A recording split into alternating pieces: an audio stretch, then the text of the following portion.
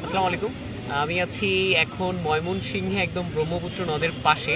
সাথে আছে আমার ফ্রেন্ড হিমেল। তো হিমেলের কাছ থেকে আজকে আমরা বাংলাদেশ এগ্রিকালচার ইউনিভার্সিটি, অর্থাৎ কৃষি ভিত্তিক যে প্রিপারেশনটা ইউনিভার্সিটি, সেটা আজকে আমরা খুব ডিটেলসে জানার চেষ্টা করব। তার প্রিপারেশন, সে কীভাবে প্রস্তুতি নিয়েছিল, এই বিষয়গুলো জানার চেষ্টা করব। শুরুতেই হিমেল, তোর আসলে পরিচয় দিয়ে শুরু কর, লাইক তোর কলেজ কী ছিল, এখন কোন সাবজেক্টে আছিস, এইসব বিষয়। আমার নাম ANM এহসানুল হক হিমেল। আমার কলেজ তো ঢাকায়, ঢাকা নতুন কলেজে ছিলাম এবং বর্তমানে আমি বাংলাদেশ কৃষি বিশ্ববিদ্যালয় faculty of animal husbandry level 2 semester 1-এ অধ্যয়নরত অবস্থায় আছি। আচ্ছা, বাংলাদেশ এগ্রিকালচার ইউনিভার্সিটি ঘুরেছি এবং হিমেলের ক্যাম্পাস আসলে খুবই গোছানো এবং এত বড় একটা ক্যাম্পাস যে ঘুরতে গিয়ে খুব মনে হচ্ছিল যে এটা আসলে পায়ে হেঁটে অন্তত একদিনে ঘোরা সম্ভব না, এরকম একটা বিষয়। সত্যি বলতে তুই ঢাকা ইউনিভার্সিটির ক্যাম্পাস কি ঘুরছিস আসলে? হ্যাঁ, যাওয়া তো হয়েছে। সেই ক্ষেত্রে তোর এখন তোর ক্যাম্পাস কেমন লাগে অন্যান্য ইউনিভার্সিটিগুলো থেকে? অনেক জায়গায় তো অ্যাডমিশনও দেওয়া হয়েছে, মানে একদম ট্রুলি বলতে গেলে বাংলাদেশ এগ্রিকালচার ইউনিভার্সিটি ক্যাম্পাসটা কেমন? আমার ক্যাম্পাস আমার জায়গা থেকে সেরা সেরা একদম। তুই যেটা বললি যে আসলে আমাদের ক্যাম্পাস পায়ে হেঁটে পুরোটা ঘোরা সম্ভব না। আচ্ছা, আমরা হিমেলের কাছ থেকে জানবো যে তার এইচএসসির যে জার্নিটা, অর্থাৎ একদম এইচএসসি কলেজ লাইফের জার্নিটা কেমন ছিল। হিমেল কিন্তু নটরডেমে ছিল, তো সেক্ষেত্রে তোর একদম শুরু থেকে অ্যাডমিশনের আগ পর্যন্ত কলেজ জীবনটা কেমন ছিল? কলেজ জীবন বলতে কলেজ জীবনে হচ্ছে যখন প্রথম পা রাখি, প্রথম তুই জানিস যে আমরা 2019 সালের কি মাস, মার্চ মাসে আমরা কলেজে উঠি, তাই না? তো তখন হচ্ছে আমরা প্রায় 8 মাসের মতো ক্লাস করতে পারি। এরপর থেকে করোনা চলে আসছে। তো বাট ওই 8 মাসের যে জার্নিটা মানে হচ্ছে খুবই নিয়মিত ক্লাস হচ্ছিল, স্যাররাও খুব আন্তরিকতার সাথে আমাদের ক্লাস ছিল এবং ওটার সাথেও তাল মিলিয়ে মোটামুটি আমি বাসাও পড়াশোনা করেছিলাম। বাট যখনই হচ্ছে তো কোনোটা আসলো, তখন হচ্ছে প্রায় করোনার সাথে সাথে মানে হচ্ছে ক্লাসও যাওয়া হয় না, সব কিছুই অফ এবং পড়াশোনাটাও একটু গা ছাড়া ভাব এরকম শুরু হয়েছে। বাট এরপর যখন আবার ক্লাস মোটামুটি শুরু হলো, তখন আবার মোটামুটি ভালোভাবে পড়াশোনা শুরু হয়েছে এবং ভালো একটা এইচএসসি প্রিপারেশন নিয়েছি। আচ্ছা, তো এইচএসসিতে ধর যে শুরু থেকে যদি এরকম, এখন তো করোনা টরোনা নাই, খুব অল্প সময় পাওয়া যায়, আমরা যতটা সময় পেয়েছি ততটা, আর আমাদের মতো এক্সাম কিন্তু আর হচ্ছে না। লাইক আমরা ওই 2টো সৃজনশীল দিয়ে আর 25টা এমসিকিউ এর মধ্যে 12টা দাগে আসলে আমরা এইচএসসিটা পার করে ফেলেছি। একদম এইচএসসি ক্যান্ডিডেটদের কোনো কিছু বলার আছে যে, বিশেষ করে নটরডেমিয়ান যারা দেখবে, তাদের ক্ষেত্রে কি মনে হয়, এরকম কোনো অ্যাডভাইস আছে? অ্যাডভাইস বলতে কি আসলে যারা নটরডেম বা নটরডেম পড়তেছে এখন বা পড়বে, তাদের জন্য অ্যাডভাইস হচ্ছে একটাই, স্যাররা প্রতিদিন যেভাবে পড়াবে এবং যে টপিকটা পড়াবে ওটা যদি বাসায় গিয়ে সলভ করে আসা যায় তাহলে সবচেয়ে বেস্ট। এবং এটা যে কোনো পর্যায়ের শিক্ষার্থীর জন্য প্রযোজ্য, 9 হোক 10 হোক কিংবা কলেজ, ইভেন আমাদের জন্য কারণ আমরা ইউনিভার্সিটিতে আসতেছি, আমরা ক্লাস করতেছি, আমরা হয়তো বাসায় গিয়ে এটা পড়াটা ঠিক মতো করতেছি না, যেটার জন্য পরীক্ষার আগে বেশ একটা ভালো চাপ পড়ে। কিন্তু সবার জন্যই একই সাজেশন বা একই কথা, সেটা হচ্ছে ক্লাসে যতটুকু পড়াবে স্যারটা, সেটা যদি দিনের পর দিনে কমপ্লিট করা যায় সেটাই বেস্ট। এবং যদি তুই এটা শুধু নটরডেমের কথা বলিস তাহলে বলবো যে আলাদা কোনো কোচিং করা দরকারই নেই। এবং স্যাররা যা পড়াবে মানে অনেক সুন্দর করে পড়ান এবং খুব ইলাবোরেটলি গোছানোভাবে লেখাগুলো সাজানো থাকে। তো তারা যদি যেই পড়াটা ক্লাসে পড়াচ্ছে এটা যদি নিজেরা একটু স্টাডি করে নিজের মতো করে, তাহলে ওকে। আমরা এই পর্যায়ে চলে যাবো অ্যাডমিশনে। আমাদের যে একদম কাঙ্ক্ষিত যে বিষয়টা, সেটা হচ্ছে অ্যাডমিশন। সেই ক্ষেত্রে হিমেলের কাছ থেকে শুনে নিব যে কলেজ পরবর্তী অ্যাডমিশনেও কিন্তু আমরা একটা লকডাউন পাইছিলাম, অর্থাৎ একদম অ্যাডমিশন চলতেছে, সেই মানে অ্যাডমিশনের প্রিপারেশন চলতেছে আমাদের, সেই সময় কিন্তু একটা লকডাউন ছিল। তো অ্যাডমিশন কেন্দ্রিক হিমেলের প্রিপারেশনটা আমরা একটু দেখি। আমার মূলত অ্যাডমিশনের প্রস্তুতি নিয়েছে হচ্ছে ইঞ্জিনিয়ারিংয়ের জন্য। এটা টু বি অনেস্ট উদ্ভাসেই ভর্তি হয়েছিলাম, সেখানে শুরুতে ক্লাস করছিলাম, শুরুতে অফলাইনে ছিলাম, বাট ওই যে বলি না হচ্ছে একটা লকডাউন চলে আসছে, তখন অনলাইনে ট্রান্সফার হয়ে গেছে। তো তখন থেকে একদম একদম শেষ পর্যন্ত অনলাইনেই করেছিলাম। তারপর হচ্ছে তো মেডিকেল পরীক্ষা আসলে, তো ইঞ্জিনিয়ারিং প্রশ্ন নিচ্ছে, বাসা থেকে একটা বলে যে তুমি মেডিকেল পরীক্ষা দেখ হয় কি হয় না, জাস্ট পরীক্ষায় পার্টিসিপেট করে আর কী হয়। আমি গেছি, দিলাম, বাট হচ্ছে হয়নি, যেটা স্বাভাবিক। এরপর হচ্ছে ঢাবির পরীক্ষা হচ্ছে সেখানেও পরীক্ষা দিয়েছি, বাট হচ্ছে ভাবছিলাম যে শুরুতে না থাকলেও শেষে দিয়ে কিছু একটা আসবে, বাট আনফর্চুনেটলি সেখানেও হয় না। হ্যাঁ, এবং সবচেয়ে যেটা আমি প্রিপারেশন নিয়েছিলাম হচ্ছে ইঞ্জিনিয়ারিংয়ের জন্য, কুয়েটের প্রিলি পরীক্ষা।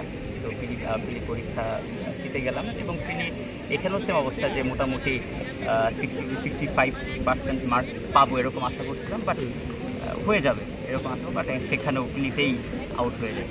সো প্রিলিতেই এটা ঠিকই নেয় আসলে পাইনি। এরপর হচ্ছে বুয়েটের পর ইঞ্জিনিয়ার যেহেতু হচ্ছে না, যেটা হচ্ছে টার্গেট ছিল হয়নি, তো বাসা থেকে সবাই আপসেট, আমি নিজেও অনেক আপসেট। তো ভালোই একটা খারাপ সময় পার করছিলাম ওই সময় মেন্টালি। এখানে আমি জাস্ট একটু অ্যাড করি যে এইখানে গিয়ে একটা বড় অংশ শিক্ষার্থীরা পিছিয়ে যায় মানে আসলে হেরে যায়, সত্য কথা। এবং যখন তুই দেখলি যে পরপর কিছু এক্সামে তোর আসলে ওই বাকি ফ্রেন্ডরা যেভাবে পেয়ে যাচ্ছে, এইখানে হয়ে যায় অনেক ফ্রেন্ডরাই আমরা দেখি মেডিকেলে হয়ে যায়, তোর সাথে হয়তো ইঞ্জিনিয়ারিং প্রিপারেশন নিচ্ছিল, পাশাপাশি হয়তো বা ইঞ্জিনিয়ারিং হয়ে গেছে। এখানে 2 ধাপের রেজাল্ট, একটা প্রিলি রেজাল্ট দেয়, আবার ফাইনাল রেজাল্ট দেয়। এই ট্যাকেলটা মেন্টালি কীভাবে সামলাইছিলি? ফ্যামিলি প্রেশার ছিল বা তোর নিজের প্রেশার থাকতে পারে? তো এটা স্বাভাবিক, যখন দেখবি তুই হচ্ছে মোটামুটি একটা ভালোই প্রিপারেশন আছে, এবং তুই দেখতেছিস যে তুই যেখানে পড়েছিস মোটামুটি একটা আশা থাকে যে আমার এখানে আই থিঙ্ক কোনো না কোনো একটা সাবজেক্ট চলে আসবে, তারপরও আসতেছে না।